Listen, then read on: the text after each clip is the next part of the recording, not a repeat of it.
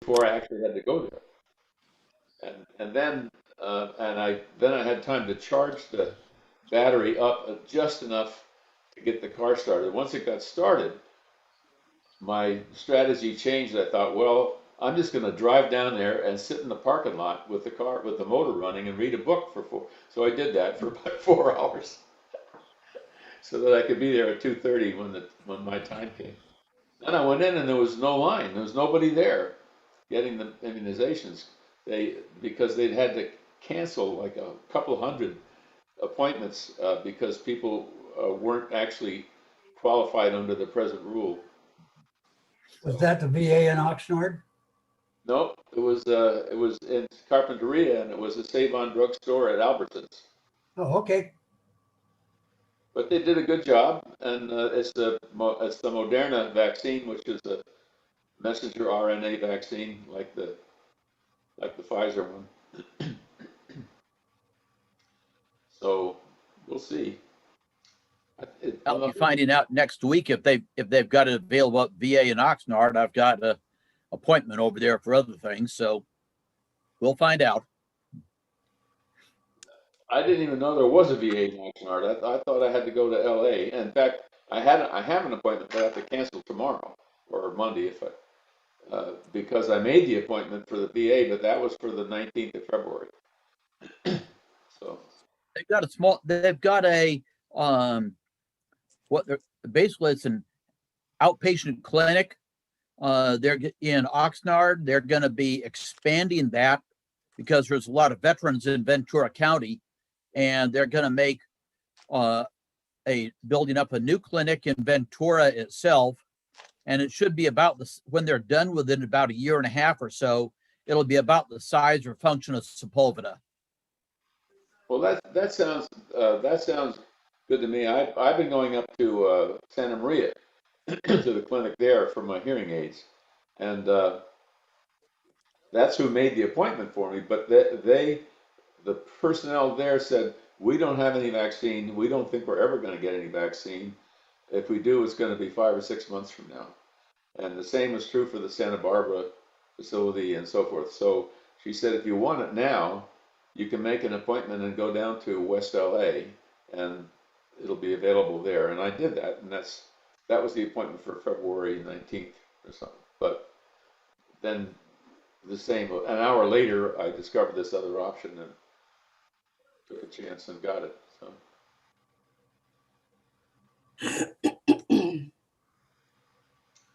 But if my car hadn't started, I was going to be calling. I called my daughter, and she was in a trial, so she couldn't rescue me. And Dorothy was my next phone call. But you're so busy, Dorothy. You're always yeah. Yeah, I'm just so busy sitting here. Yeah. Well, you have the genealogy thing, and you take classes, and you do your. School hasn't started yet. I had about 2 or 3 Zoom meetings today.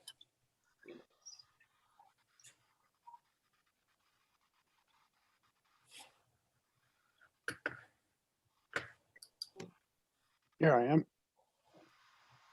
Hello. Right. Here I am. Oh, let's see here. Okay, I think I got all this fixed. They're always goofing around with this stuff. Hello. And I had to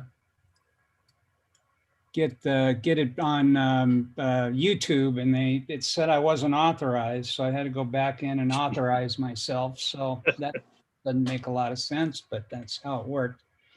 All right, so we're back in business. The YouTube is up. The website is updated with the YouTube address. So we'll give people a few more minutes here to check in. I didn't realize it was going to take me 10 minutes to get that fixed. Let's see. Yeah, we're doing pretty good. We've got quite a few people. Found out how to switch my screen from 25 windows to 49. In case anybody needs to do that, we may not have to do it today, but. How do you do that, Doc? down to the lower left-hand corner under video, the up caret menu that gives you a whole bunch of things, and at the bottom of which is video settings. Mhm. Click on video settings, a window opens up, and if you'll scroll to the bottom of the window, the very last item in the sort of in the center of the page is a place where you can either click on 25 participants or 49. Oh, okay. All right. Yeah, thank you. I guess I never scrolled down on that. Right. And have That'll neither, make things a little easier. you can't make the window any bigger. So someone told me about it, or I never would have found it.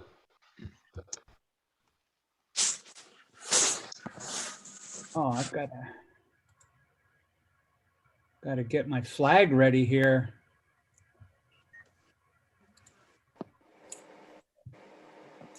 Okay. So we'll give 7:30. We'll give them another 5 minutes to get checked in, and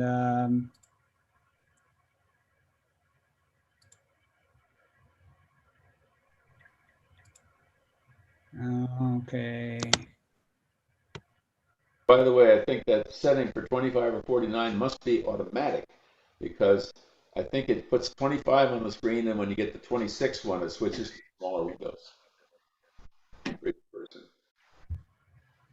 Well, we've got 23 checked in now. Can someone tell me if my audio is working? If you're what? If my audio is working? No, it's not. We can't hear you. Okay. You're reading my lips, right? and so is OBB. Hey, good evening, everyone. WB6OBB finally got in here. Had some other Zoom calls I had to do and finally made it here. Brian, this is K6lcm. Are you seeing me? Give me a I'm second. hearing you. Turn on your video, Mike. I'm not seeing Mike, you. I'm not seeing you. I'm not either, even if you had it on. There you go. Yeah, it's the There like you go. There you are. Like W6JFE has got a dirty, All right. Lens. webcam. His Hey, webcam's Jim. dirty. It looks like you're sitting in smoke or something. Right, Foggy. He's in the shower. He's being Yeah. derezzed. You know, that's what they used to use in movies in the early days. They put Vaseline on for the older actors in order to eliminate. Either that, or they'd put a silk Filter. stocking over the lens. That also works as well. Are you at a riot or something, Jim? It's just a lousy webcam. It's as good as it's ever been. Oh, okay. Thank goodness. Take a tissue to it. Computer's Like- old and tired. It's just dirty. You can fix it. I had MC Escher down there for a minute. Yeah, I Hey, saw Eric. Daryl. Uh-oh. Somebody's smoke alarm going off. Need a battery? It does. I think it's Jim's. It should be here. It looks like it's here. It's chirping. There it goes. That drove me crazy when people have their doing that while I'm tuning the piano. Okay, then give him a couple more minutes here and then we'll get started.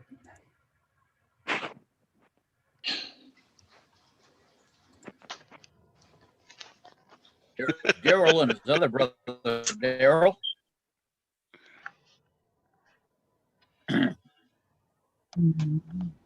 Hey, Daryl. How you doing? Hang in there. How are you? This is Les here. Good. Trying to get this all set up. What a mess. Evening, Daryl. Hey, Daryl. Hey, Dennis. How's Diana? Excellent, excellent. Oh, good.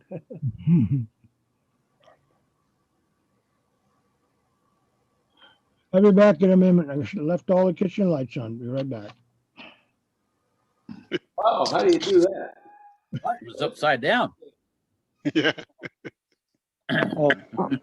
Oh, I didn't think about that. I'm running an app on my Mac. It's called Eyeglasses, and it allows me to adjust the whole camera thing, whatever. You know, fun effects or adjust brightness, and I can zoom in and out and just playing with it. Oh, that's nice. All right, well, let's get started. We got, haven't seen anybody check in here for about a minute and a half, so I'll keep an eye and let it in. Okay, traditionally we start the meeting with the Pledge of Allegiance. So if you will, whoop, the right way. Those of you that are wearing pants can stand up for it. Yeah, stand up. If you have pants on, Doc. Yeah. I pledge allegiance To the flag of the United States of America and to the republic for which it stands, one nation, under God, God, indivisible, with liberty and justice for for all. all. Talk about synchronization. Okay, Levi just joined us. So I think we're good here. All right, we got a pretty good crowd. We have 26 people on Zoom, and I have looked at YouTube. Let's go around and introduce ourselves. I'm Brian, K6BPM. Let me see. I'm going to just read your names off here, and then you can introduce yourself because I don't know what order yours are in. So, Doc? I'm a retarded physician, Doc, W6EW. Or retired, that's it. Retarded. Stuart. Wake up, Stuart. Retired and recovering. Right. Live.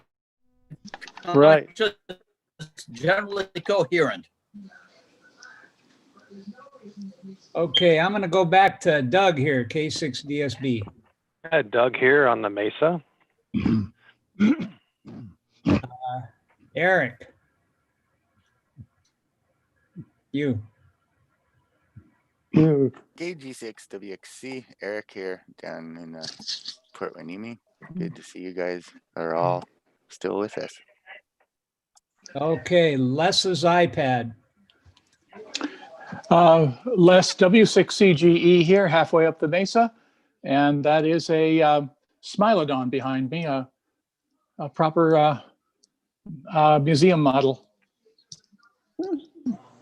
Smilodon. Smilodon, a saber-toothed cat. Oh, cool. Oh, wow. Dorothy.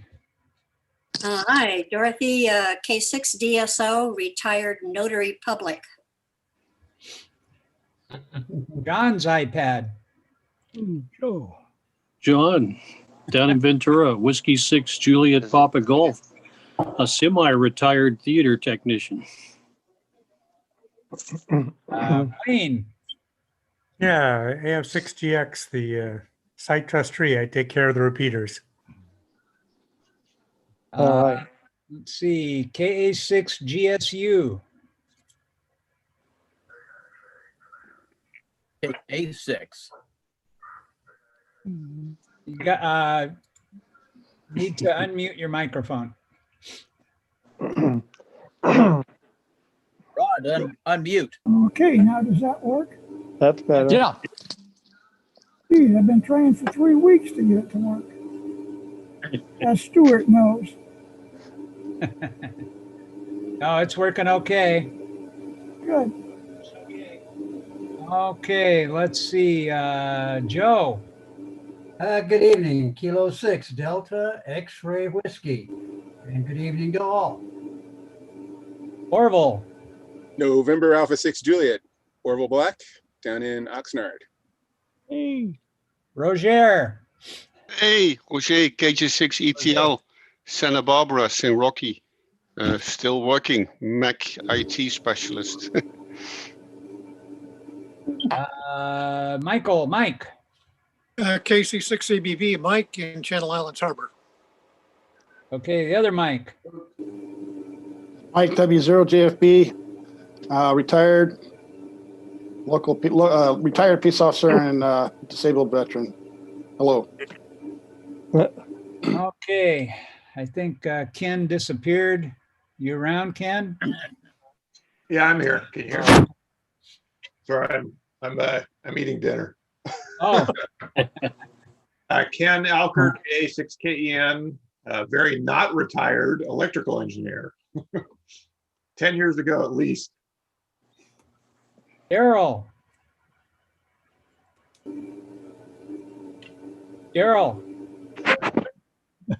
And this is Daryl, KF60I. Good evening to everybody. Happy New Year. We're having a good old time here. Takes how long? Working, but so, What happened to audio? Something happened to your audio there, Daryl.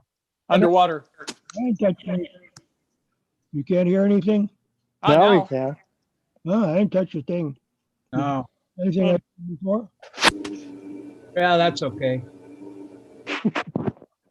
Jerry, ND6B. Hey, Brian in the net. It's Jerry here from Prescott Valley, Arizona. I retired from information technology at SBCC. So it's me. All right. Glenn. You're Glenn, Kilo November 6, Hotel Juliet Whiskey, retired aerospace engineer out of Vandenberg.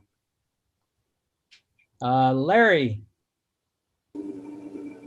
Yeah, Larry Martinez, WA6MVJ, coming to you direct from the heart of Nolita, where they're doing a lot of electrical work today somewhere underground at the intersection of 154 and 192.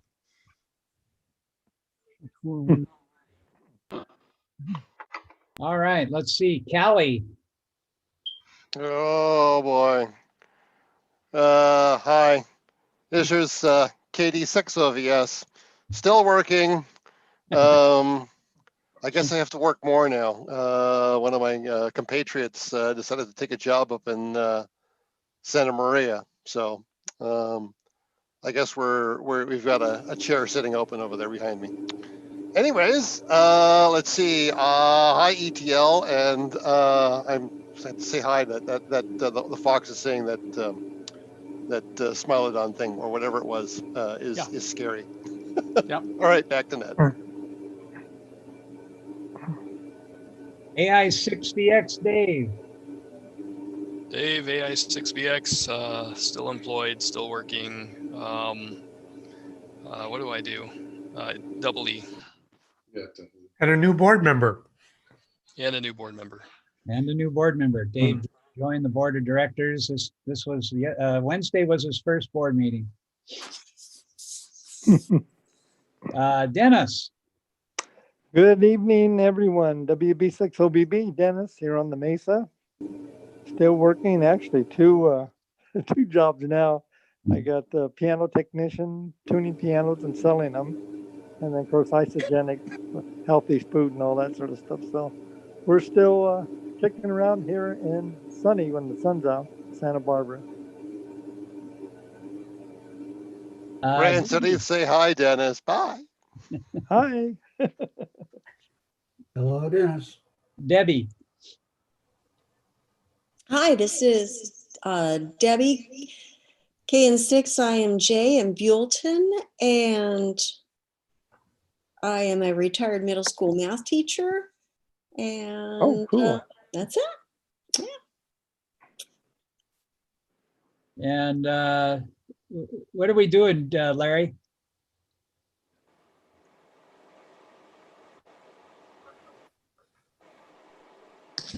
Muted. Muted.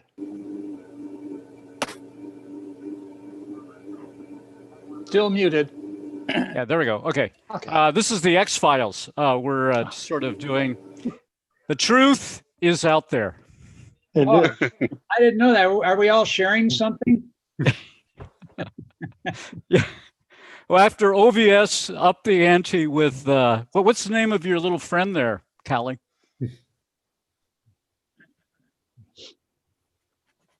What does the fox say? I have no idea. He only speaks in Japanese. Yeah, see, this is from the Emirates Palace Hotel. It's a little camel, and so he only speaks Arabic, so it's really hard to understand him. Okay. All right, Jim, it looks like you cleared up your monitor, or your camera. Well, I did. I'm on the iPhone now and gave up on the webcam. Jim Everson, Whiskey 6, Juliet, Foxtrot Echo. Oh, I'm retired from direct relief where I was working as a contractor, and I'm still working for myself, I guess you might say, and I'm now a part-time troublemaker. So that's me. Back to Ned. Okay, then we got last here, but not least, Levi. Oh, hi, good evening, everyone. This is Levi K6lcm. Okay, I don't see any new people here. They may be watching on YouTube. We had one of the things I wanted to talk about tonight was in the past 3 months, had a lot more people inquiring about getting into amateur radio, how you get a license, where you can take the test, and then a couple of new hams just in the last week that are really interested in, they got their license and they're interested in, what kind of radio should they get, what kind of antenna do they need, all the typical things that when you're first starting out that you have no idea what to get and what brand names are decent, what's affordable. We're having a puppet show here. I'm gonna put tape over you, Larry. And it occurred to me because what we used to have them do pre-pandemic would be to come down to the club station and we could give them a sort of a tour and show them the radios and answer questions for them, get their radio programmed if they bought one. But that isn't practical anymore. So what happens is, well, let's see, last Thursday on the Technical Mentoring and Elmering Net, we had a new member. And, we spent a good amount of time with him. That's what that net's for, is to really help new people. But we spent a good amount of time getting his questions answered. And, and it occurred to me that new people interested in getting into the hobby really don't have anybody to ask, and they can't go to a club meeting like they used to. Okay. We used to invite them to a club meeting to meet people and talk to people, and we can't do that for a while longer anyway. So I came up with this idea to start like a list server for people so we could get some of our members here to volunteer as Elmers, and then also get new hams and prospective hams, people that are just interested in asking questions, to also join the list, and then they can just post a question, and then whoever feels like answering can answer. So I put a post up on the website. It should have come up right about the time the meeting started, and it has a link on there. It kind of explains what it is and what we want to do. And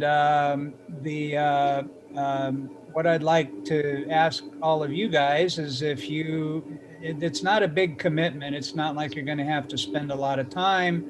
But if you join that, you'll get a copy of the questions that come in. You'll get a copy of the answers. They'll come in your email. If you have something you can contribute to the conversation, you can just reply to it like a normal email and say, hey, I recommend this radio. This is a really good radio and not too expensive or whatever. And it'll help take the load off of some of us that routinely answer the ones that the comments that come in from the website. And it'll also give new people an opportunity to make contact with other amateur radio operators and get a better sense of. I'm getting texts here. Just a second here. Levi.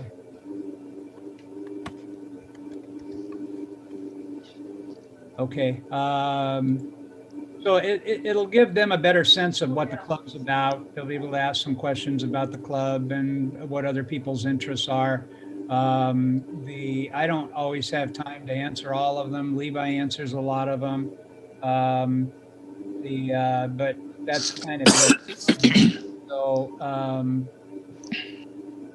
I think it'd be really helpful if we could get some of you guys to do it. So I don't think it'll take up much time. You may get a few extra emails, but I don't think it's going to be a lot.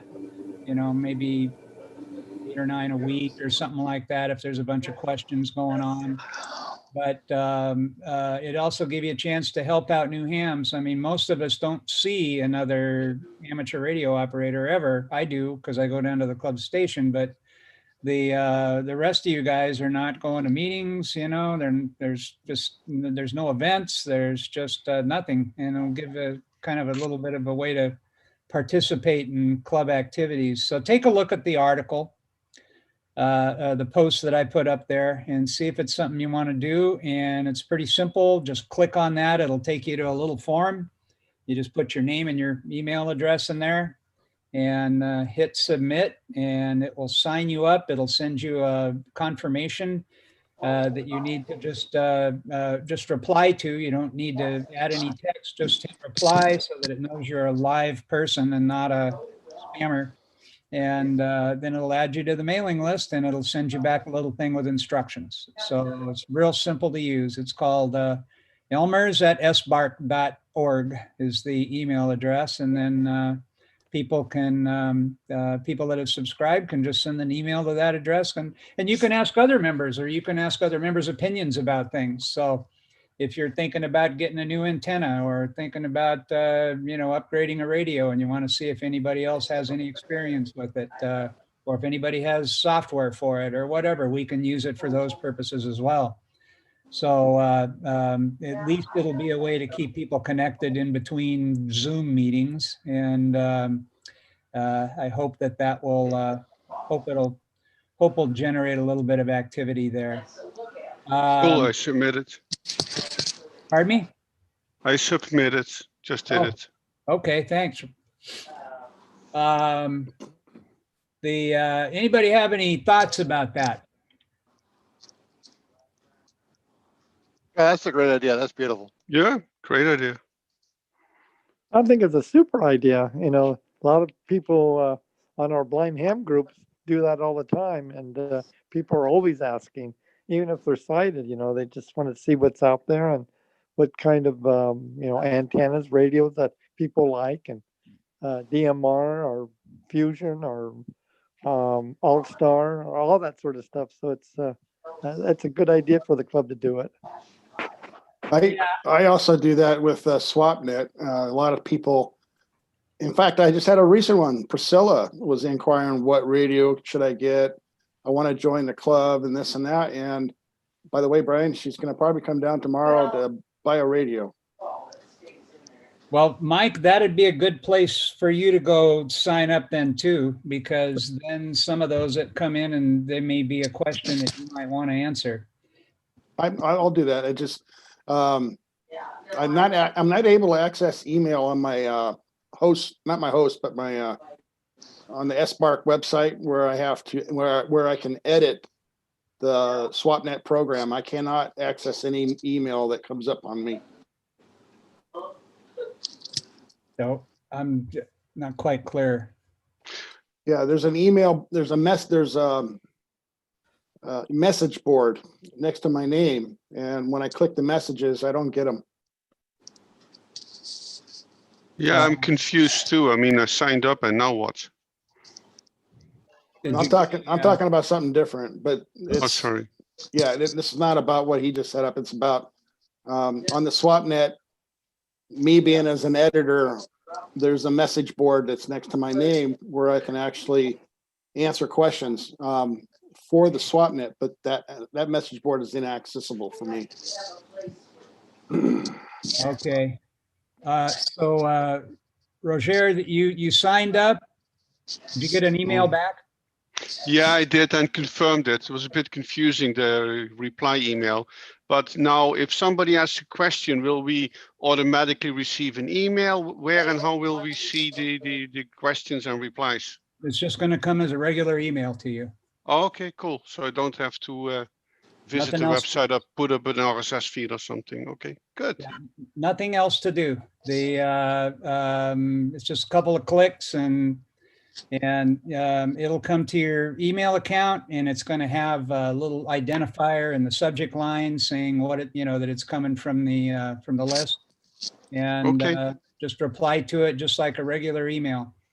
Cool. We also use the same thing for the board of directors mailing list, so that we How can, many people will be getting that email, that same email? whoever signs up. So they, like, there might be 3 or 4 people get the same email. It could be more. Well, if there was 10 people, all 10 people would get it. So how does anyone know who's replying to it? They'll get a copy of it when they reply. They will, but will all the other 10 people? Yeah. Dorothy, it's exactly like the thing we do with the board of directors. It's the same. Thank God it's not a member of it, not a club of 1,000 members. So we're not going to have duplicate people answering the same email. No, that if they do, that's fine. Because someone else may have some other suggestion. Oh boy. It's a discussion group, and discussion groups are designed to get group participation. You don't have to. You can delete them when they come in if you're not interested. And if it's something you don't know about, but that's kind of how that's what they're for. So if a new guy says, gee, what's the best place to study for my exam? And so they might get an email from one of us who did it years ago, or they might get an email, and they also might get an email from somebody who just has done it, said, hey, I just went to this place and did their online thing, and it worked out really good and all that. So you get a lot of opinions, and then you can choose the best one or choose what suits you. Brian? So most, I think probably a lot of people are going to already be used to this kind of thing. So it's that's been around a long time. Daryl. Yes, doesn't the club still have a technical Elmering net? I'm sorry, what? Doesn't the club still have a technical Elmering net? We do. Okay, isn't it attended very well? It is. Okay. There's some people, I suppose, that don't know how to get into that. That's because they don't have a radio yet. Fortunately, most of these poor people have email. Otherwise, If you have it and you don't know how to use it, then what goes to technical Elmering net? So you got to know how to do the basics. You got to learn it someplace. Daryl, it's also for people that don't even have a license yet. They may want to ask some questions. And they can't do it there. No. Yes, they can. Well, They can do it on the email list.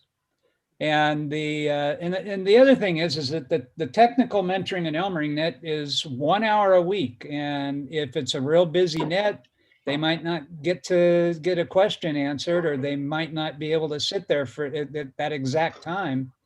So if we can extend our, we have to try and be as accommodating as we possibly can to get people to if they have an interest in amateur radio, to help them out. And when you have to wait a long time to find something out, or they have a question about the club, or hey, does anybody in the club do this particular activity? I had one just a couple of days ago that wanted to know. He wasn't even a ham. He was doing something else, and he wanted to listen to moon bounce or something like that. I don't even think he was going to transmit, but he had an idea about making an antenna, and he wanted to know if anybody in the club had ever done that. And it's hard. I don't have time to get on the phone and start calling people. And if we have a group messaging system like this, and we have somebody might say, well, so and so did this about 10 years ago. Here's his email. You might want to drop him a note. It's a good way to outreach to people. That's the only way we can do that. Hey, Brian, Otherwise, question. I don't really know. Question. Does the FCC allow the host of the net, like the technical mentoring Elmer net, for people that buy a radio but don't have a license to transmit it on for that short period of time? No. Okay. So I think your idea of this whole concept of email and notification, I think will answer Daryl's question about what about those that want to attend the technical net, but I think your email process is a better idea. Well, it's just another idea. It's an alternative. It's so that we can, and the people that are contacting us lately they're younger people, and we need those people. Mm-hmm. And if we can get back to them soon, these guys, they might forget about it tomorrow or the next day. And if we can answer their questions, and in these days when they can get a license today, they can go to Amazon and order something and be fully equipped the day after that, and to wait around for a week and hope that you can get a question in on the technical mentoring and Elmering net, or maybe if you don't even have a radio, what are you going to do? I had a guy the other day ask me if Midland was a good brand for a radio. And, Midland is a CB radio company. So, I think I did hear that they do have a ham capable one, but it's a rebranded cheap Chinese DMR radio. But the also had people that get their ham license, but they want to know what are the best, what kind of, they want to know about digital. They want to know about if there's a lot of digital here, or if 2 meter is the most popular, or 440 is the most popular, or 220 is the most popular. We can cover a lot of ground in between nets with just 2 or 3 emails. So I think it'll be helpful. And if we can get more, if you look at the average age of the people in the club, I noticed that almost everybody here said they were retired. I'm not retired yet. Well, one was retarded, I think. Yeah, one's retarded. There's a difference. Well, I've heard. He's a doctor. He ought to know. Brian? Yeah. Who said that? W6GG. Oh, yeah. As your email setup gets rolling, you might also put in or develop, as time goes on, a set of questions and answers that you're seeing all the time. FAQ. And it might save the list from going and rehashing the same questions over and over again. If you look at the FAQ stuff first, you may not even have to send an email. Well, that works sometimes. Let me tell you from my experience in doing support and developing software and stuff, is that you can document stuff. You can document every possible question that they'll ever have. And a lot of times all they just want is an answer from a person. And, you know, they don't want to look, and it's just a fact of life. And the way I see it is we don't want them to please us. We have to try and please them, because we want them to join the club, and we want, because in 10 years or 15, or let's hope it's longer than that, I don't want this, if they're doing Zoom meetings, I don't want this to be empty, you know? Yeah. I want there to be another generation that comes in and you know, starts picking up, because it's just, you know, and you'll notice that like a lot of our younger members aren't here tonight at the meeting. They Even wants to read those quick setup guide cards. You buy a new piece of gear, you go, what's this? Oh, never mind. Here, just maybe get in there and push buttons. In fact, no, the manual is more than 2 pages. I don't want to read it. Well, you know what? Sometimes that it's what I've done is if I get a lot of the same questions over and over again, I have in my email program, I can save snippets, templates, they call them. And I can just click on that and it will generate that text. There's a couple of other, there's one that does it for Windows. I think it's called Postbox. And that also is for Mac. Text expander. I don't really see it as getting that way. A lot of times what they really want to, you know, a lot of times it's more, they want to know if there's other live hams in Santa Barbara. You know, if they're going to make an investment in studying, and if they're going to make an investment in equipment, is there anybody, you know, I didn't know how big the club was or how active it was. This was before when we had that really crummy old web page, and, you know, most of the stuff was 10 or 15 years out of date. And, you know, it was really difficult to tell, you know, how active and how knowledgeable the club was. So and Daryl probably remembers the first time I called him. Probably not. One of the things, of course, is sending like an bouncing people back to an FAQ page, or like a friendly RFTM, read the friendly manual. It offends them. What they want to indeed have a human contact and get a warm welcome, rather like, oh, we've had this question 10 times. Here, go look at there, and please come back once you finally up to our level to talk. You need to just say, hey, come over here, we'll talk to you about it, or however you do it. But just bouncing them back to the manual or an FAQ is it's not the warmest welcome you can give to people, I think. Hey, Brian.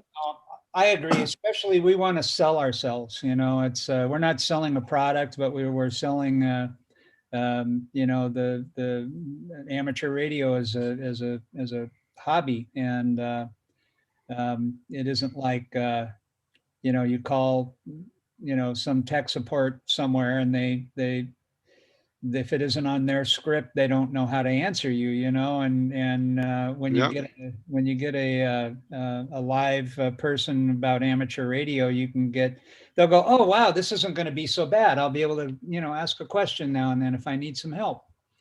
So, you know, it's go ahead, Mike. That's good reason to get involved with some of these people like Pedro in Isla Vista. Yeah, he's been checking in multiple times this year, and even last year he's been checking in, and we need to promote him to get him to get in the club and get more activity. As he just checks in as a visitor. You know, and we use this.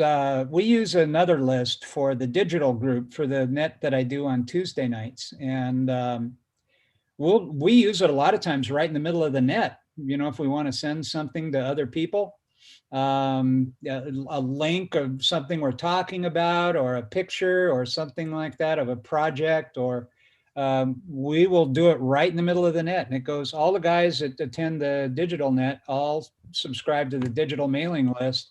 And, you know, one email and you've emailed 20 guys. So they've all got the information. Right, Eric? Yeah, we do it all the time. I mean, and some of us are talking in real time, sitting in my Mattermost servers it's either on the internet or on the mesh or something too. And we're Yeah. sitting there in real time on the net, you know, So we chatting could back also and forth, use sending this links list, and stuff. you know, for the technical mentoring and Elmering that too, you know, if we get new check-ins there, say, well, take a second, go over here, sign up for this. And, you know, then if we have a, well, for instance, how many times have you gone searching for something on the internet and you don't know whether it's right or wrong? And, you know, you click on one and it says, gee, what's the, you know, what, like repeater book, you know, people go there all the time. We had a question about that the other day and somebody had a list of, you know, 40 repeaters in Santa Barbara from repeater book and they didn't know which ones were active. Well, most of them aren't active. You know, most of them, you know, they may be allocated or I think repeater book likes to pack their pages or something, but most of the repeaters listed in there you won't ever get anything. And so what we did is we quickly sent him a link to our list that we have on the website so that he didn't have to go looking for it. And, or we could have sent him a link if he was on this, so he wouldn't have to go looking for it. And instead we had to sort of describe where it was. And then he's got the email again he can refer to, because I mean, that's how I do my filing is email. I mean, if anything good comes, it comes by email.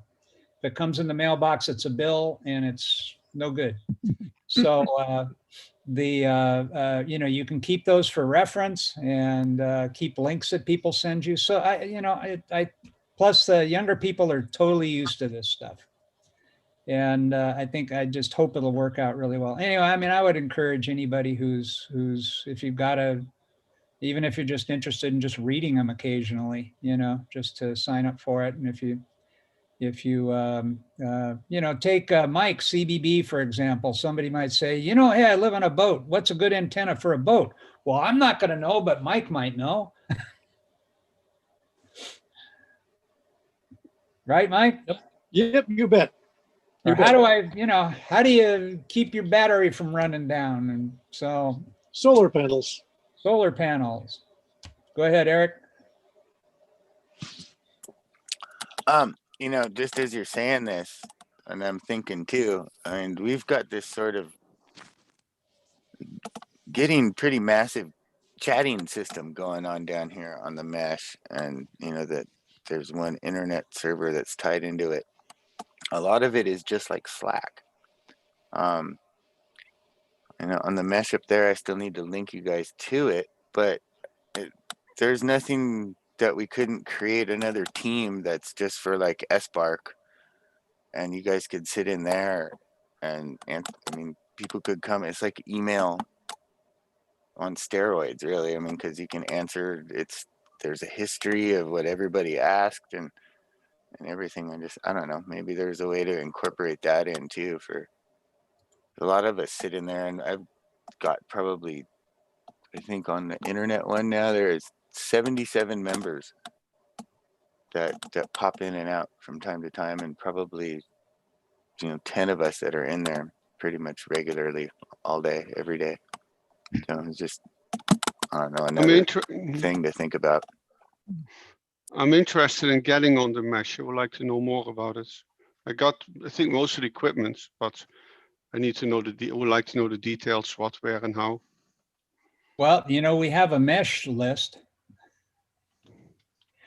We also have one for mesh. You know what? Let me write myself a note because I'm not sure that, because I set up, I migrated, it's on all this stuff's on my mail server. And I migrated it and I'm not positive. I haven't seen anything from the mesh for a while. So I probably ought to go look and make sure that. Well, you guys got cut off from the rest of Southern California. No, this was just the regular mailing. Oh, the mailing list. Oh yeah, okay. I mean the actual network. I need to. Yeah, I need to know how to hook up to the actual network here. Oh well, that's here. I can put a link to our chat server on the internet, and if you go and you have to create an account there and do your email and all that, but that's just to keep the riffraff out. It's me that runs the whole thing. So nobody's trying to do anything. I just want to make sure that it's, just kind of ham radio people that use it, Yeah. because it does actually go out over our mesh networks and goes all the way down into LA and everything over RF. But I'll put a link in there if any of you guys are interested in it. I have no idea where that is. I have no idea what you're talking about. It's like Slack. Have you ever used Slack? I know, but where is that list? Where can I get to the information to begin with? Well, I can put a link into the chat here, and you can go to that URL and sign up and join us. And there's where is the chat? Down in the bottom. If you get that bottom. Oh, here I see. Yeah, I this. see that. Yeah. Okay, got it. It comes up on the right, or comes up somewhere. Yeah, I clicked on it now, and now I can. Yeah, I'll type it in there, and if you guys, if you got mesh questions, that's a really good place to go, because it is pretty much, that's what we do on there. All right. And we also talk about anything else, of course, but you've got questions about that stuff. It's not necessarily Santa Barbara, but we can help you get connected, because it's all generally the same. Yeah. Okay. I'm looking at the mesh page here, and the our email discussion group link in here is wrong. So I will fix that tomorrow, and then people will be able to join it from the website too. That's just our normal list server it's not mesh oriented. It's just regular email. I think I've still got, I had just totally forgot about it. I had to migrate a whole bunch of lists over to the new server. So I didn't get all the associated links all corrected. So I will probably do it the same way that I did it with a sign up form, as opposed to putting because I was having to weed out the spammers, and the sign up form will keep them away. So Dorothy, did you have a question? What is the difference between the mesh network and the DMR? Well, you need an Elmer. Yeah, I need an Elmer. You need an Elmer. You should sign up for that list. I mean, the short answer is they're totally unrelated. Hey, DMR Brian, is if a you're digital- talking, we're not hearing you. So DMR is, just a radio that transmits via digital. The mesh network is a digital RF link, more like an internet, but for hams. So you have to have different equipment for the mesh? Totally different equipment. You need direct line of sight to another node. And a computer. Right, So and a computer. what is that device that you use? A Ubiquity, I don't know what model they are now that people are using, but. Okay. Dorothy, mesh is not, it's not really radio communications necessarily. It's more like, it's like internet for ham radio operators, if you will. It's more passing stuff back and forth between computers, but you can do voice on it, but it's not a radio protocol. It doesn't really utilize the radio. Isn't mesh the device that links the repeaters together? No. Well, no. Basically, it's a Wi-Fi connection. Instead of using wires over the internet, you use a Wi-Fi connection to your own private wireless network over long distance. That creates basically a LAN, a local area network, like you have within a home or within a business. And then you create point-to-point between these devices. They're connected together. And then that's where there is a private, basically it's a private internet connection that is wireless linked together. And that's where we hams can communicate over. Do I describe this correctly? Yes, you did. But there has to be things on this network for people to do, or it's basically just a bunch of bits flying around, and all you got to do is watch the blinking lights. I got a brand new Rocket M2 here, so yeah. Yeah, I mean, it can get you on there. But it's about the services on the mesh. I mean, a network is just a network. If there's nothing to do, there's just nothing to do.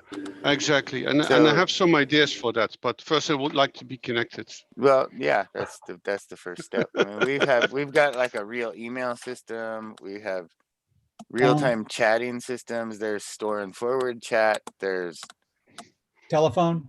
There's telephones. Yeah, there's VoIP systems where you just pick up a phone. I mean, up in Santa Barbara, we set it up. You use the letters on the keypad rather than the numbers, and you dial somebody's call sign.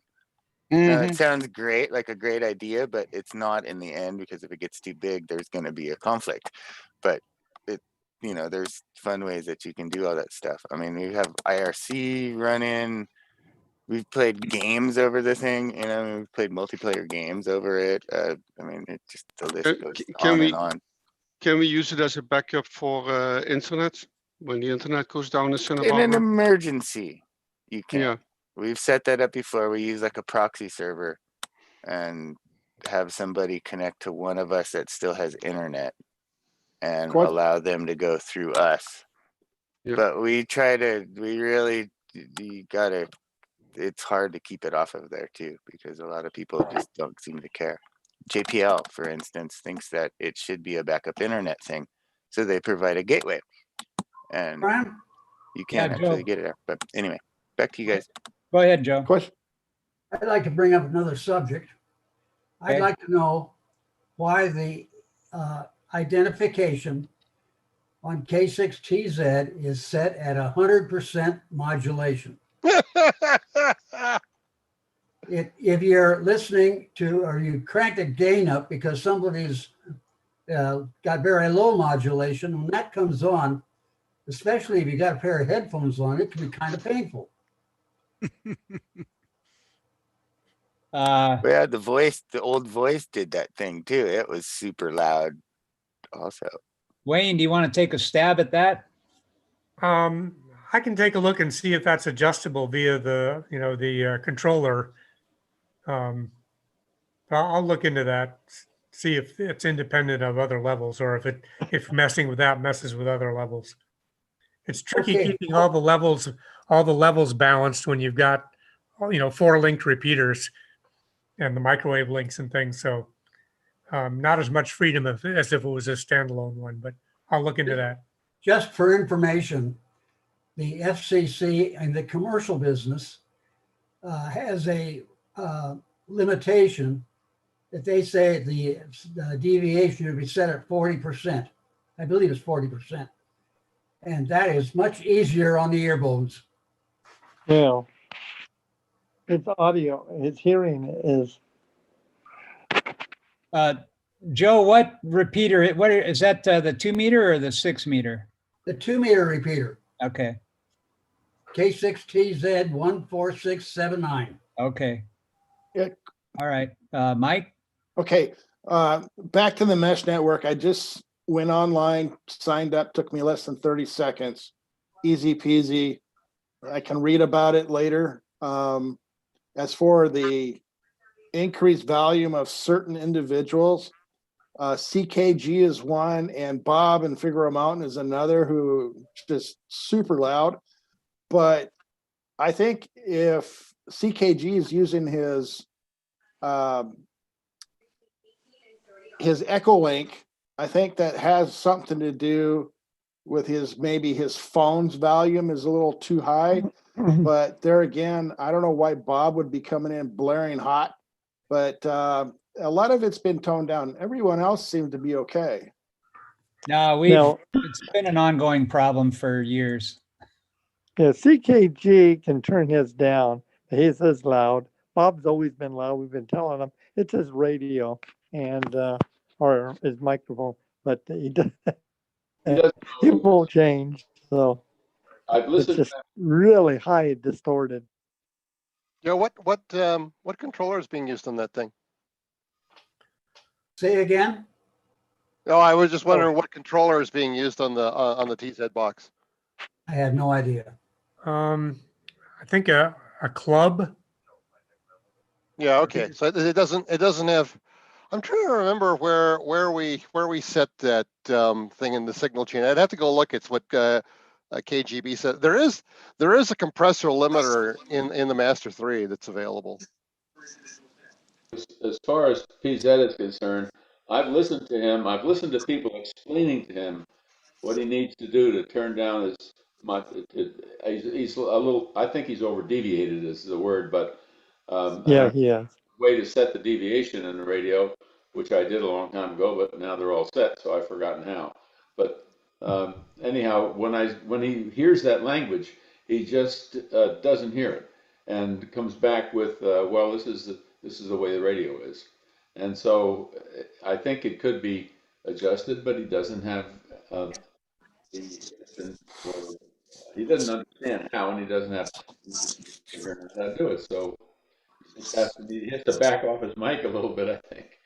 That's what I told him. He could back off his mic and make a world of difference, but he forgets and he uses teaching voice, and oh boy.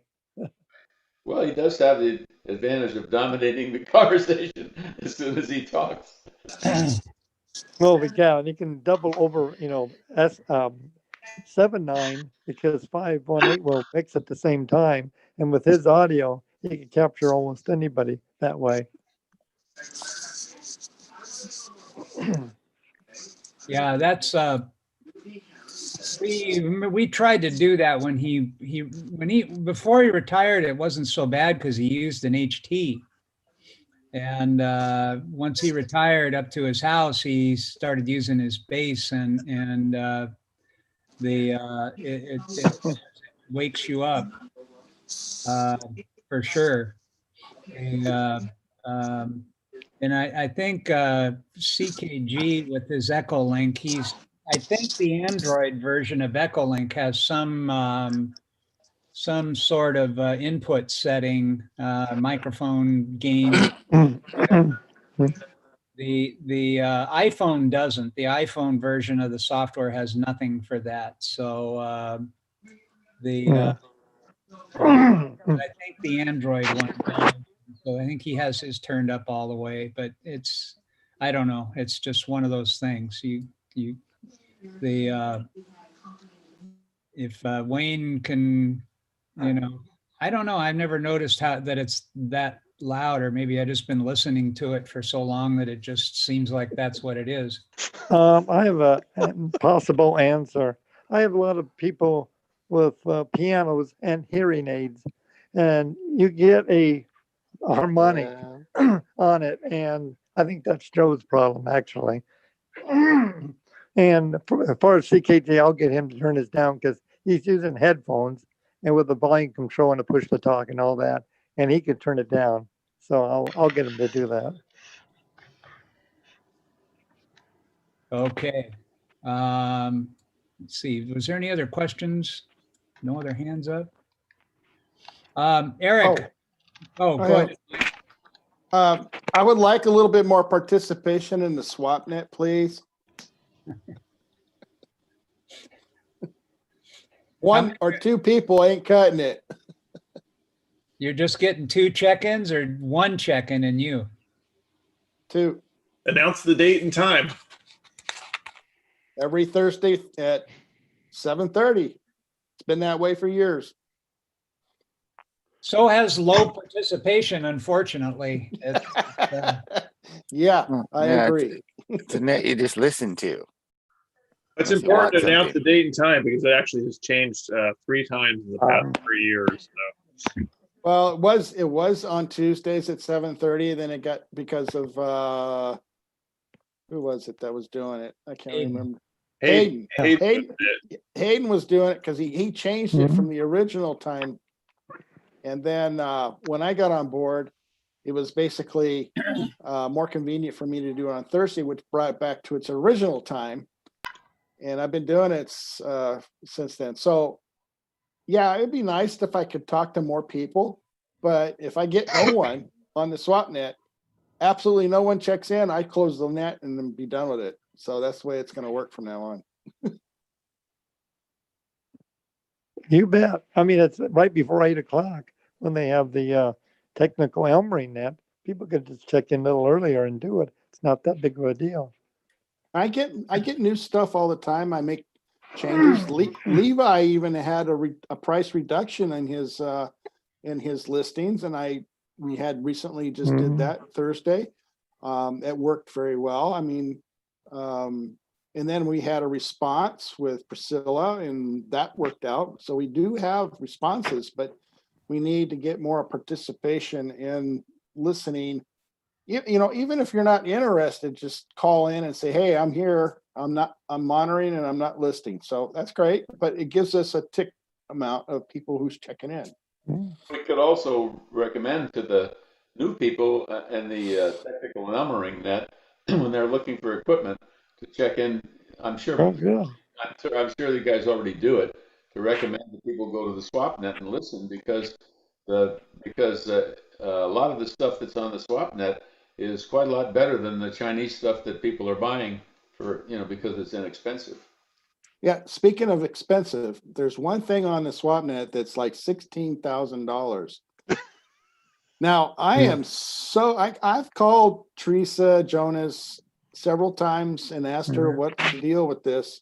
And she said they had an antique appraiser appraise it at $16,000.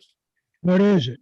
So it is a Collins KW1 transceiver, and it's just unbelievable. I mean, they've already sold 2 of them. So it's the collecting item is out there. It's just that they can't find a buyer for it. And she told me, Mike, just go ahead and keep it on the SwapNet until the end of this month, and then we're deleting it after the 31st. I think So, for that expensive, we ought to be getting a cut.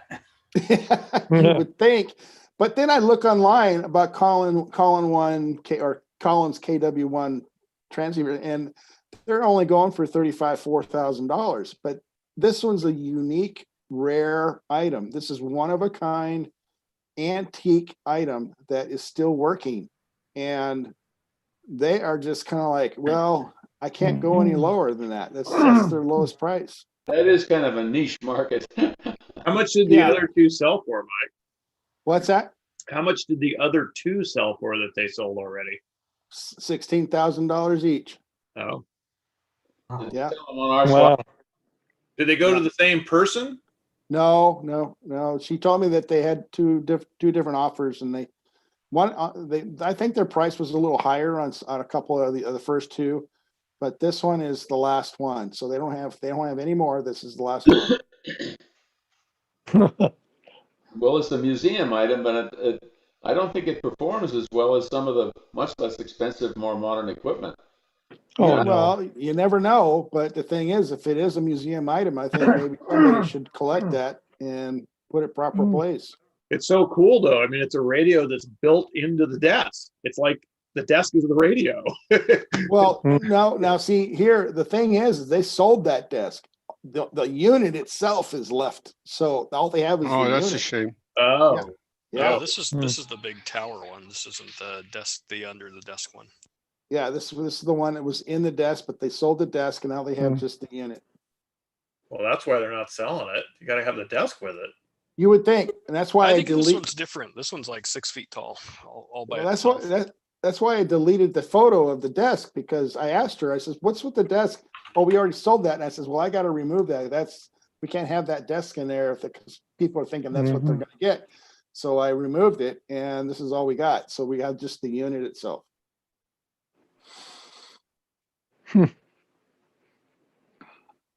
One of the things I wanted to point out, I'm sort of going back, if anybody's looking at any kind of commercial gear, I could tell you one thing, the typical Yaesu, ICOM, ham stuff and 2-meter mobile, just FM, it won't have modulation limiting anything like something made by Motorola or any of the commercial stuff that you get. So if you have somebody that has lousy mic technique or tends to swallow the mic and shout, I mean, I tell you that modulation limiting on the commercial stuff, it works. It works. Yeah, it works, and that's why I directed Priscilla, who wants to be a ham operator, who wants to join the club, who is a friend of Dennis and John. And the thing is I directed her to, let's start from the beginning. Get yourself a simple radio, an ICOM radio on the SwapNet for $10. I mean, it's an easy peasy, already pre-programmed. Get your license, you'll be good to go. And then when you get better, you can always upgrade. It's just a good starter radio. Yeah, but And the it price doesn't is have right there. rechargeable batteries. It says batteries included. It doesn't say that they work. No, it said they were going to include new lithium AA batteries. So, hey, Brian, make sure it has new lithium AA batteries when she comes tomorrow. We don't have any batteries for those. Well- We have AA battery packs for them, but it would cost more than $10 to buy that many batteries for it. Well, like I said on the website, it says it even provided the new lithium AA batteries. Well, I'll have to send them to the guy that handles that. Okay, Mike, RQV, where are you? We have no batteries. Uh-oh, Hey, false false advertisement. Mike, Roger, you still there? Oh, there you are. Roger? Yeah. I just put the link to the Mesh subscribe. You can, I just put it in the chat here. That's if you use that as the email address, no subject, no body, or you can put whatever you want in there. We don't care. Just send an email to that address, mesh plus subscribe at spark. Got it. And then you can join the Mesh list. And I'll change the link on the webpage so that that's correct. And then that should go out to everybody. Mhm. Got quite a few. I think we got 21 people on the Mesh list. yeah, I just joined. I think I'm already on it. I'm not sure because this looks familiar. If you, well, let me look and see. Jeez, I'm gonna have to change my settings on Mattermost. We have 84 people now. Mhm. It's pretty cool. We have 29 people on this.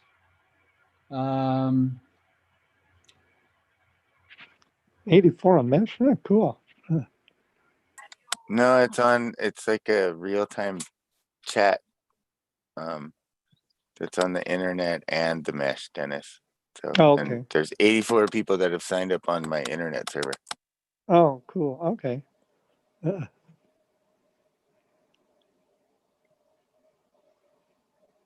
Okay, did Mike, did you get back a confirmation message?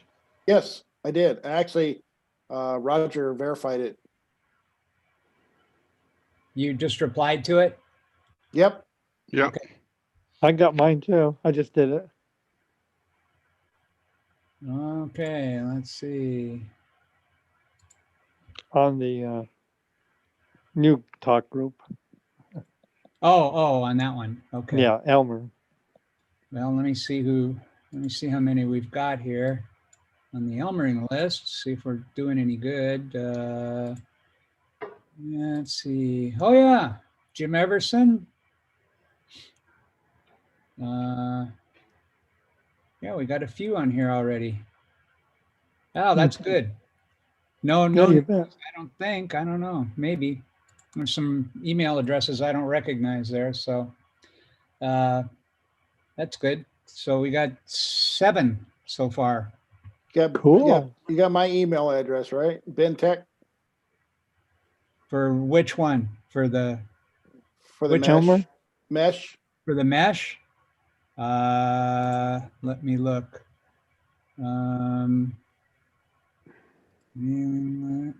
Okay. If y'all are wondering what BND Tech stands for, it's Black & Decker technician. I was a master technician for Black & Decker DeWalt in Ontario. Oh. I don't see it yet. All right, I'll have to get back into it. I'm kind of I'm doing double screens here, so I'm trying to find it. Okay. Well, I may have to double check. It could be that I've got some settings in here wrong. Let's see. I don't think so. Well, we'll see. I'll look at it tomorrow. I'm not going to wait. I can't do it while we're doing the meeting here, but I'll make sure that it's all working. So if you don't get a response when you send it, I'll let you know and you can send it again. Well, I'm accessing it right now. I'm online. There's nothing to access. Well, I'm on the mesh related site.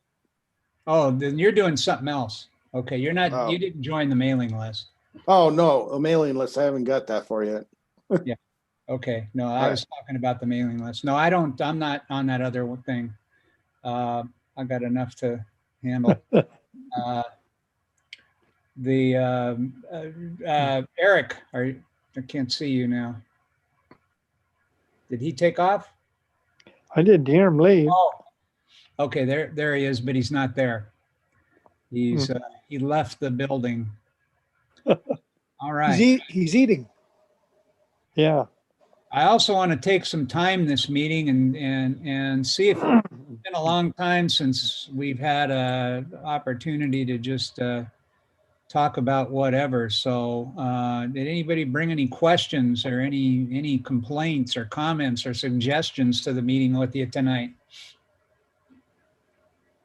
So there's a puppet down there. CBB, go ahead.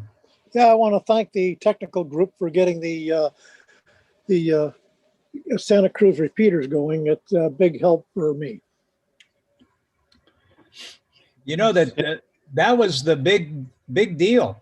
It was we wanted to make sure that you and anybody else down there in your area was going to be able to get in easier. And as a side effect, those of us that do the net in the mornings are very appreciative because now we don't have to struggle so hard to try and pick out the Yeah, what's neat is Dub now over in Fillmore, he can get into it from there. So I knew it could cover that whole area, Santa Paula, and all that eastern part of Ventura County. I want to thank Larry. See, who is it from Larry? He said that he just bought the disc cone antenna on the SwapNet. I want to thank you for doing that. That's awesome.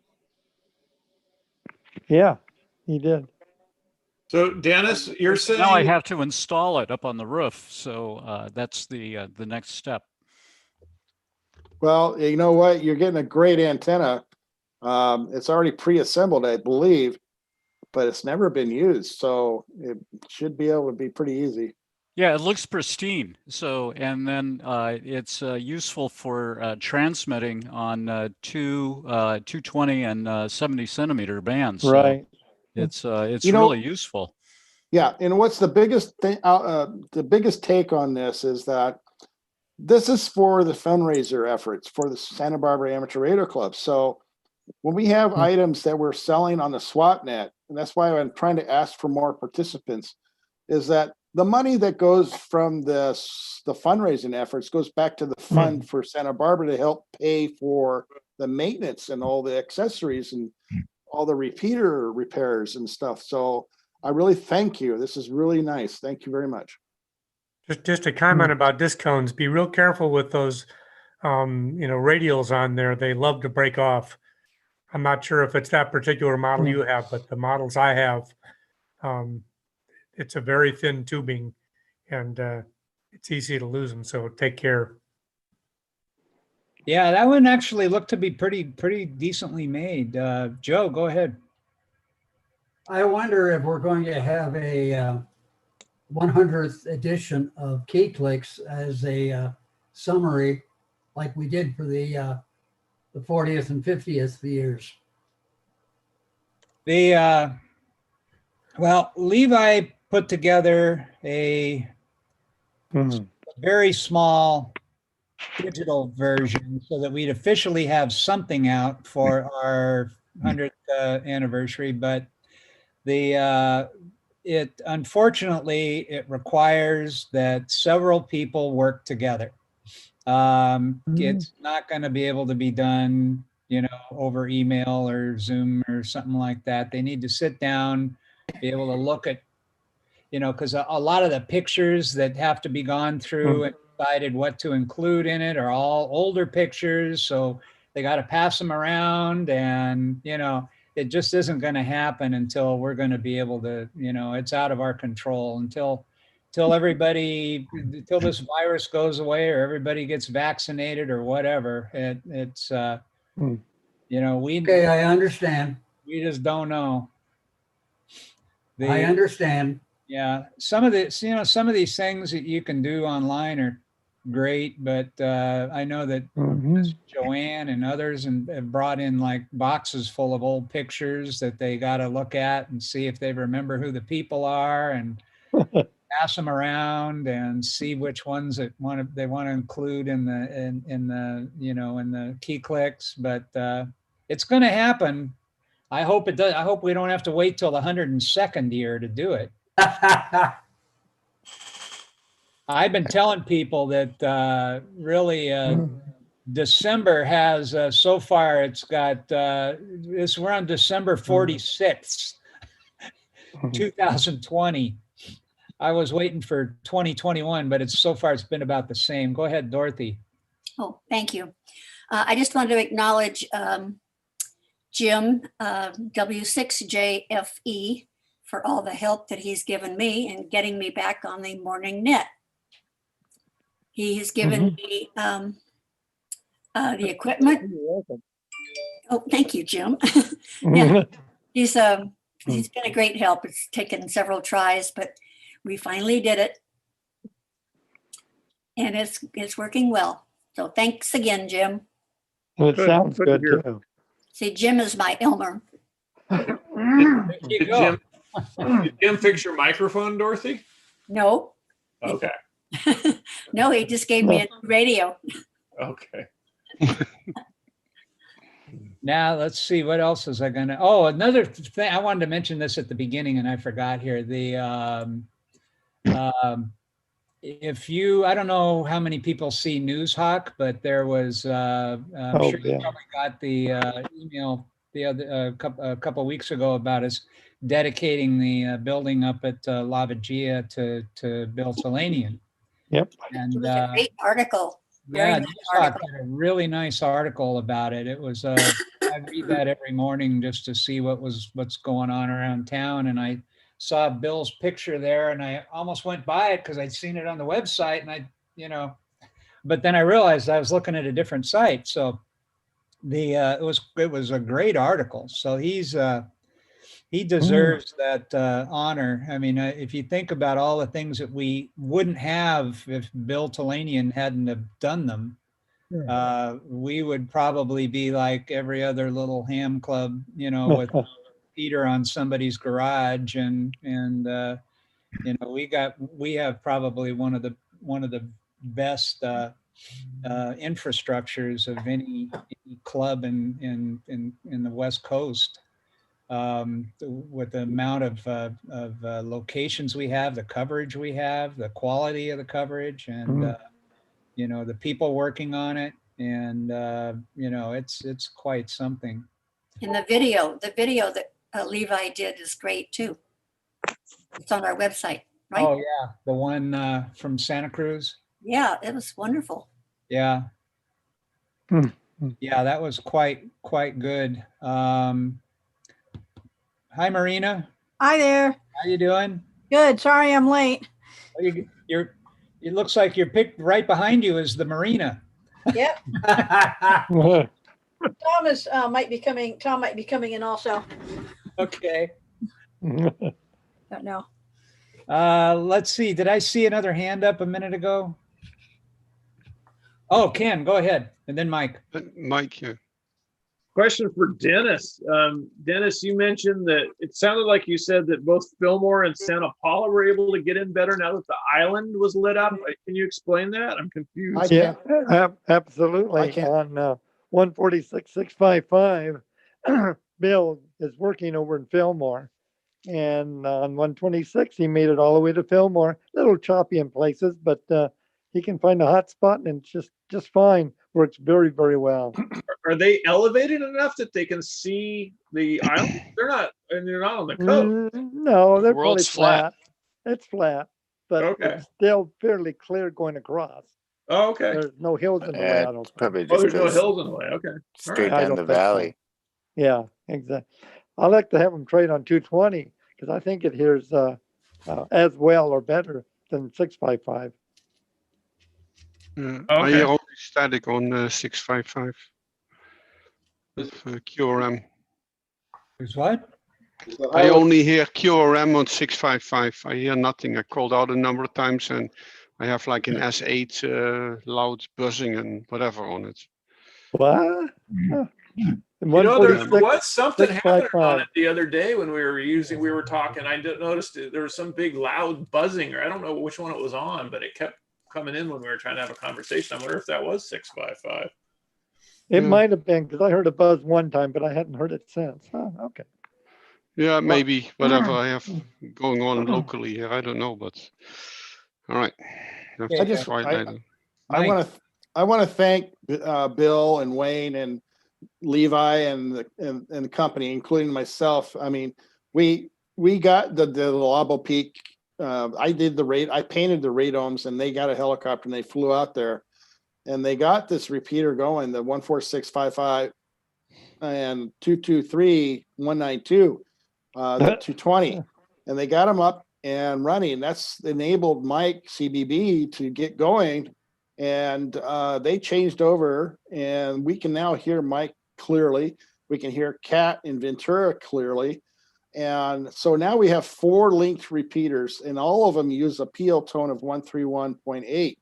So if your radio is not on the 131.8 on all 4 of these linked repeaters, maybe that's the offset that needs to be adjusted. But the thing is, it's a great improvement. It's a great compliment to Bill and all the crew. Levi and Wayne. Oh, Thank Matt. you. Matt is the person that probably gets the most Matt. credit. Yeah, Matt. I forgot about Matt. Sorry. He's the key to all that. Yeah, sorry, I forgot about Matt. Absolutely. But thank you, everyone, for all your help. Hi, can you guys let Tom in? He's been waiting. Oh, I'm sorry. I wasn't watching. Okay. There he is. Hey, Tom. Howdy. Hey, okay, let's see. All right. Roger, did you have another question? No, not for now. Thank you. Okay. By the way, I just checked and you did make it to the list there. So Thank you. Everything worked. CBB. Yeah, next week I'll be making a trip to Los Angeles down the Coast Highway, and I'll be working the Santa Cruz repeater, see how far south I can get before it quits. Are you going to use a 2 meter or 220? Both. Both. Now, we have some issue with the 2 meter, I think, don't we, Wayne? Yeah, I mean, in terms of frequency coordination, we really shouldn't be using it south of Malibu. But I mean, it's not going to affect too much because if you go in on 220, it's still going to come out on, it's always transmitting. But in terms of frequency coordination, it's not really just, we claim we aren't using it below there or further south. You can probably go to Malibu and probably be still okay. Yeah. Depending. Mike, with regards to your transmitter, that's the problem. If you're transmitting on that frequency further south, there are other repeaters using that frequency that you might interfere with. So okay, it's not the transmit frequency from the island. It would be your radio, the input frequency, that when you're transmitting south of Malibu, you could interfere with other stations down there. You'd hear the other repeater, so you'd know when they're on. Well, I use a tone squelch on it, so I wouldn't hear the other repeater. Okay. Yeah. And, or you'd see it. Yeah, but that's one of the things I always disliked about the 1.8 repeater is it doesn't have a tone squelch on it. It makes a lot of noise. Well, yeah, with that Pomona, whatever the Mount Paramount, yeah. Anything that's transmitting on the frequency, it picks it up. No, you got that right. That's 9 here a time. 14518 has a tone on. It's a different tone though, isn't it, Wayne? I'm not sure. I don't remember offhand. I think it's a 140 something. 46.2. Yeah, I think you're right. Yeah, so the output from the repeater is on 146.2 for the tone. Why would it be on a different frequency? If that's kind of different, that's kind of unusual. It's a Maybe the other repeater down south has 131.8. And also we had issues with a Civil Air Patrol interference. There's a real complex radio environment up at San Ynez Peak. And so we were playing some games to try to reduce that. Hey, Brian. Just a second. Dorothy, is that your hand up?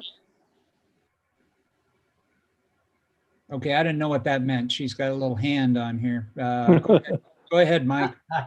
Well, I'm on the website, and you had sent a direction to the Mesh Network email, right? Correct? The Mesh and plus subscribe at sbark.org. Right. It directed me to the map. And when it directed me to the map, there is no Mesh subscribe. Where do I do that on the SBARC website? Mike, that's an email address that I put on there. Oh, send an email to that. Hey, there you go. That's not a website. Yeah. Okay. Hey, it's late and we're getting late. So well, actually, I'm quite impressed that it would resolve that and take you to the Mesh page. Yeah, it directed me right to the Mesh map, actually. Really? Okay. Yeah. If you hyperlinked it, it'll actually go right to the Mesh map. I'm actually more of a genius than I thought I was. Actually, 1.8 does use our standard PL. Guess so. Does? Yeah. I The output? thought it was different. I did too. No, Or maybe just okay, you're thinking the output's different, right? The output. The output. Yeah. Unfortunately, not all radios will support different input and output PL. And that's my problem. If that's the case, I got a problem there. Yeah. So I can't have any tone squelch on the receive. Yeah. Right. Some Kenwoods will, but I don't think Yesu's do. And that's what I've got is the Yesu. Yeah.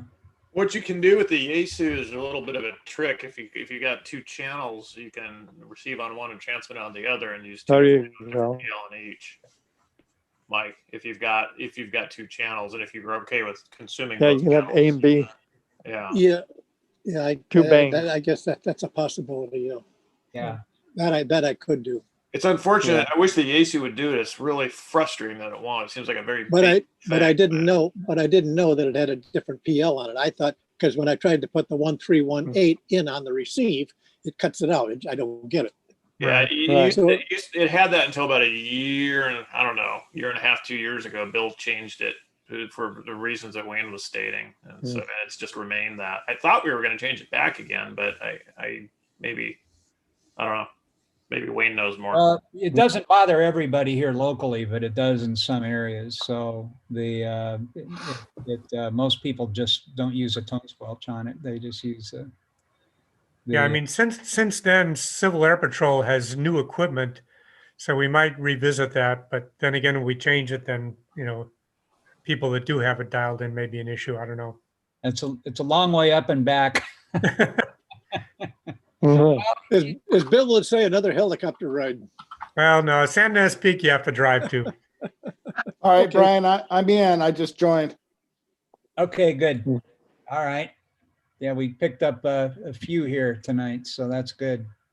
All right, any Callie? Yeah, Wayne, real quick. What's on the front end of that of the 518 box up there? Is that a passband filter or an intermod filter or nothing? I think it's just got the duplexer, multi-cavity duplexer. Okay, so we need to get you like a 2-meter passband, something or other. That'd probably help. But this was a weird problem between the Civil Air Patrol repeater and ours. Yeah, and it was a couple years ago. I'd have to go look at my notes to see just how it was manifesting.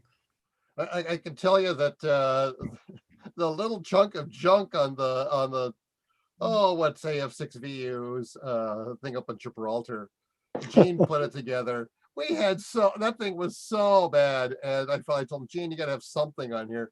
And we just got one of those DCI filters on there, and it went from just garbage, unusable to actually almost good. I mean, it could be better, but that just cleaned it a lot of things. Oh, I'll try to I'll find you one or something. yeah. Let me know. I'd be interested in that. Hey, Callie, I have a question for you. Yeah. I was talking to somebody the other day and trying to explain why, like police radios, why their HTs seem to work most places and ours don't. How many like remotes do they have around town? Oh my God. And the thing about it is, okay, so TZ, and I haven't been over there to see what all you've added to it. But as I recall, you got that one receiver out by the library, or is it? Yeah, at UCSB, right? Yep. And you got the one up at Vic Trace. And I think that's it, right? That's it. Yes. Yeah. Okay, so you've got two. The county sheriffs, they've got them scattered all over the county. And the police department currently has, we just added one out at the airport, and that it's not online yet. But they've always had like 8. There's 8 receivers. Okay. Now, here's the thing. All right. So you've got the one in Vic Trace, and you got most people in town that have been around here. There's Capitol Hill with a big wishbone structure over in Hope Ranch. Yeah. So there's 2 high-level sites downtown. And then you've got 2 more, one up at up on the Riviera, and one over at the Cater treatment plant. So, basically Santa Barbara's right down the middle, and you got the crossfire going there. There's the north end of town, two sites, 2 at the low end, 4 high-level sites cover most everything. And then we've got a few low-level sites. There's one down at the harbor and oh dear, where's the other one? There used to be, I think there's still one at the police department itself. So there's another 4 additional lower level sites. And then when you get to the fire system, that's got like 12 sites. And that's just for Santa Barbara. I mean, so the coverage on 440 is just, I mean, I've had guys come in radios that are the antenna connector is obviously broken. And he says, yeah, I was getting a little fuzzy. Yeah, I have to be careful when you test that system. It has an incredibly good layered. Generally, most guys, we should post a little video there on the voter link. Generally, there are 5 or 6 of those green lights at any given time, and occasionally you get some poor officer that's only hitting 1 or 2 sites, and you go, "Where the heck is he? He sounds terrible." But generally, that voter's got about 5 or 6 sites to pick from. So Callie, what controller and what voter are you using, and what's the backhaul mechanism? It's old school. If you know anything about voters, or if you've been up to Vic Trace and you've gone into the shack, TZ uses a General Electric, and it's one of, I think, the late, you have the gray face one. So you got the earlier all discrete. GE made a later version that's got some surface mount. And then they got out of the business. So Doug Hall had another analog one. The one the city is using, and that's why you hear that at the tail end of every transmission.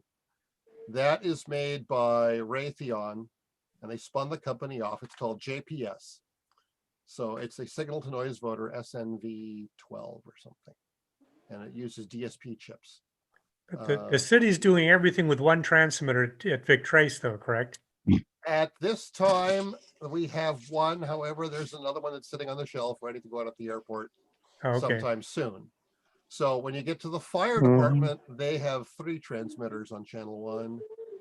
But police is still just a single transmitter at the present time. But yeah, it's the reason the receive works so well is because you've got 8 receivers. Fire department's got 12. Fire department's got 1 up at Gibraltar. Question. Yeah. Kelly, what can you tell everyone the difference between the truncated systems the CHP uses versus the sheriff? or do they adopt the truncated communication system? I really am not so clear on what the CHP is using nowadays. I don't believe theirs is trunked. Theirs is still kind of an old school wide area system. Oh, I don't believe it's trunked. They are truncated. Oh, they are now? Okay, well. Yeah. The only other trunking system that there's in town is the police department and the security stuff over at UCSB. Oh, wow.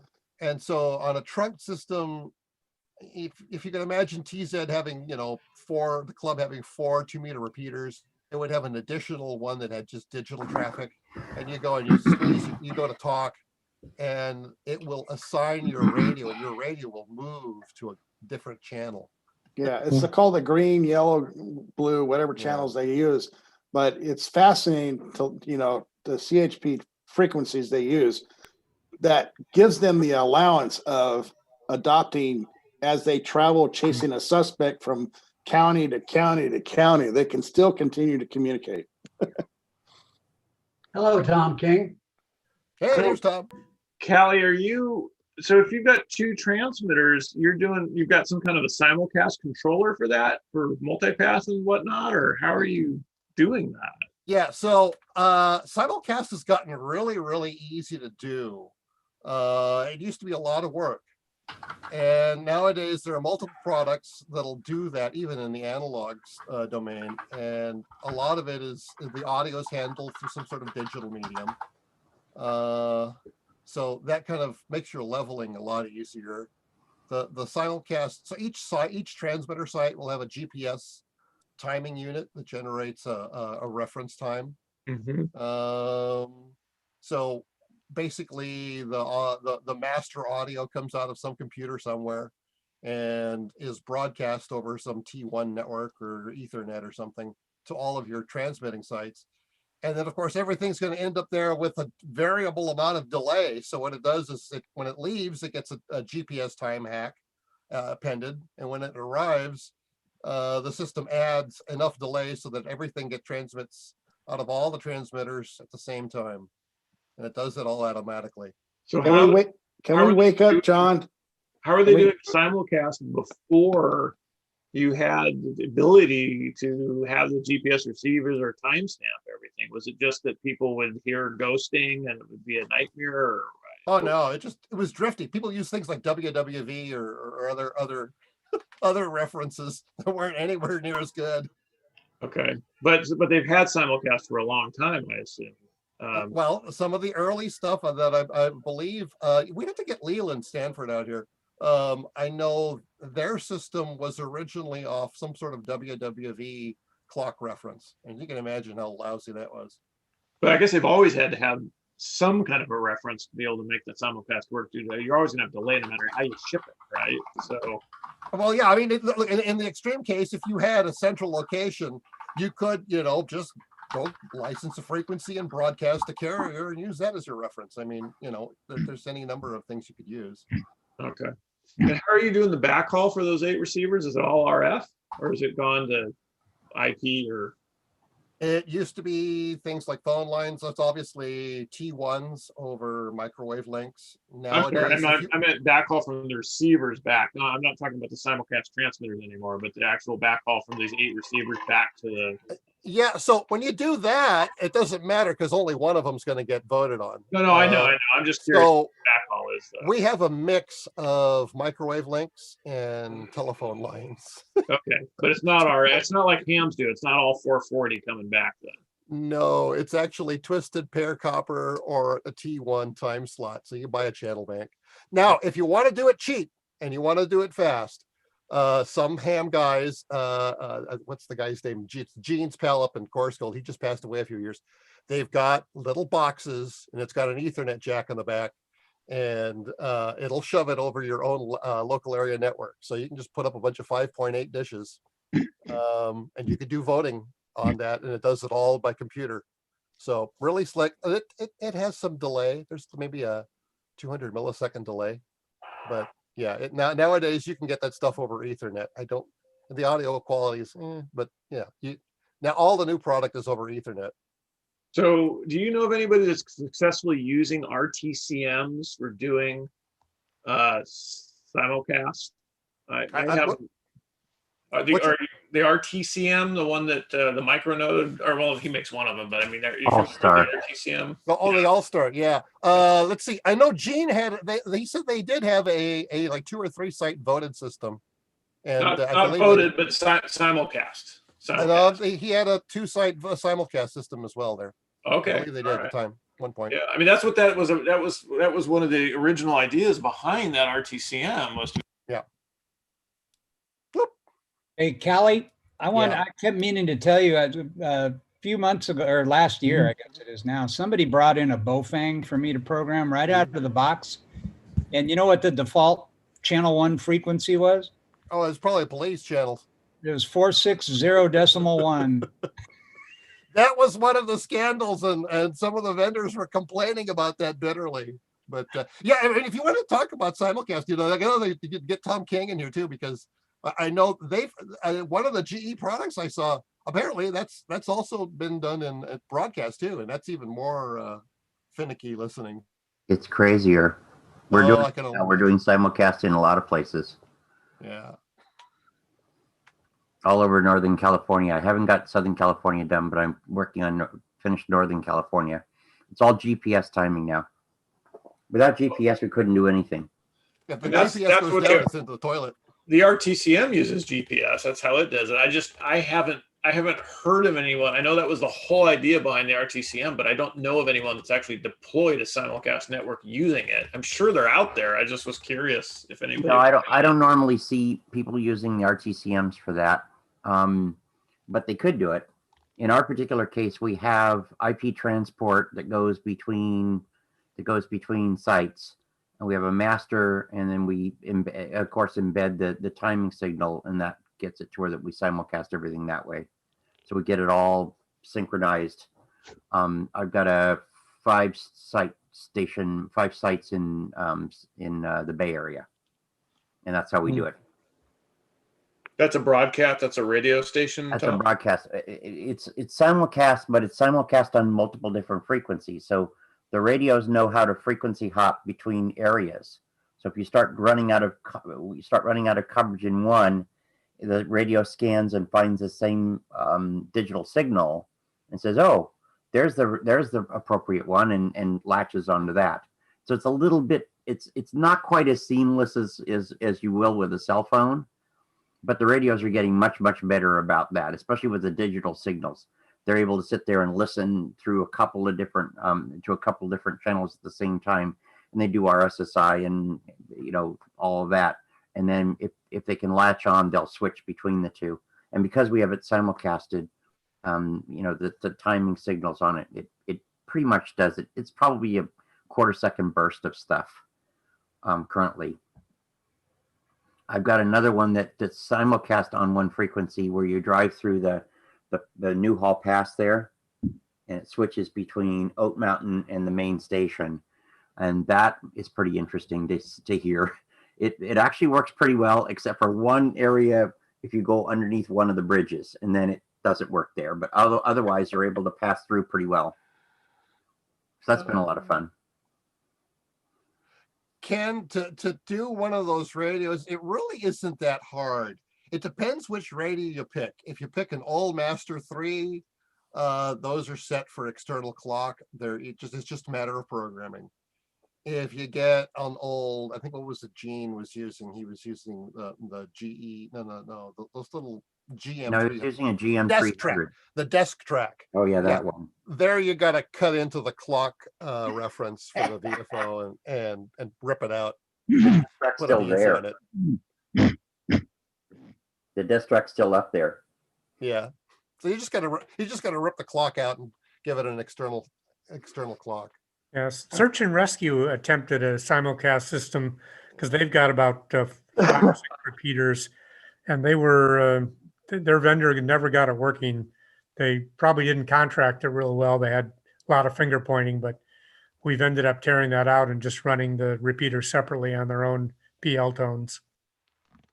Yeah, if you're ever interested in doing something like I said, I recommend you put all the pieces together in your garage. Get at least 2 sites working first, because it can be a bear depending on whether you brought brand new stuff or you kludged together a bunch of stuff. Anyways. Thanks, Okay, Kelly. everybody, I think we better close it down here. I'm going to have to edit a lot of this stuff out of the end of the tape for the for the replay. Anything else important before we quit for the evening? Oh yeah, very important. Tomorrow, so everyone knows, tomorrow and Sunday we've got 2 contests. Tomorrow start at 10 a.m. is a North American QSO party, single sideband, from 10 a.m. until 10 p.m. Pacific time. And then an hour later at 11 a.m. tomorrow starts the ARRL January VHF contest. And that one goes until 8 o'clock Sunday night. So it's a 2-day contest. So if anybody's interested, the VHF contest is from 2 meters to daylight, if I remember correctly. And then the QSO, North American QSO party is all HF. So both very popular and very, very fun. And I may go out and put a Yagi up above Gaviota State Beach and point down towards San Diego. So if anybody's listening on oh, my brain's stopping. I want to say simulcast. What am I trying to say? Simplex. On Simplex 446.0 and 146.52. You'll hear some activity probably. So that's my announcement for the night. Okay. I also wanted to if you guys, if anybody has ideas for programs you'd like to see this year, or better yet, if you have something you'd like to present to the club, please let me know. And you can just use the contact us form on the website. So it's we did more programs last year, and but it's hard to find people really that that have programs that, I mean, unless we want to do something on multi-level marketing or something like that, it's but if you guys have any ideas or if you have some project you're working on that you want to demonstrate or whatever, I mean, we'd love to do it. So we're getting pretty good turnout here on Zoom. So whatever we can do. Brian, the Orange County ARC had a presenter from ICOM this evening. So he's talking about their new QRP rig. So maybe we can get him to come speak. Although my understanding is they had to win a contest to get this guy to come speak for them. So I'm not sure. Oh. It might be a little more difficult than that, but there's an idea for you. Get out there on this weekend and win a contest for us. I don't know what kind of contest it was. Well, just you can just say I won a contest, and would you come speak to us? It's kind of weird. You have to beg for a sales pitch, though. I know. Isn't that bizarre? We had the guy from Bonino Batteries come here. He probably didn't even pay for gas. Oh, that's right, Kevin. Yeah. I remember that. Yeah. All right. Well, hope everybody has a great weekend. It's going to be really nice weather, I guess, if unless you're hoping for rain. But I hear there's an opportunity next week, possibly for some rain. So we'll see. I don't believe them, but we'll see. It's probably going to rain at the end of the week, they said. Yeah, what's weather? It hit 80 yesterday. What is this weather stuff that they talk about? I don't know. We don't have it here. I know. It just doesn't exist. I think that's why I want it so much. But anyway, you guys all 73 to all. Glad you're all. All right, everybody drive carefully Stay here. safe. Yeah. Dying on us. And Dennis, drive careful. I will talk to you I all will. again, man. Yeah, okay. Thanks, Dennis. Okay. Have a good one, you guys. All right. Good night, everybody. Bye. Bye. Bye-bye. 7-3. Good.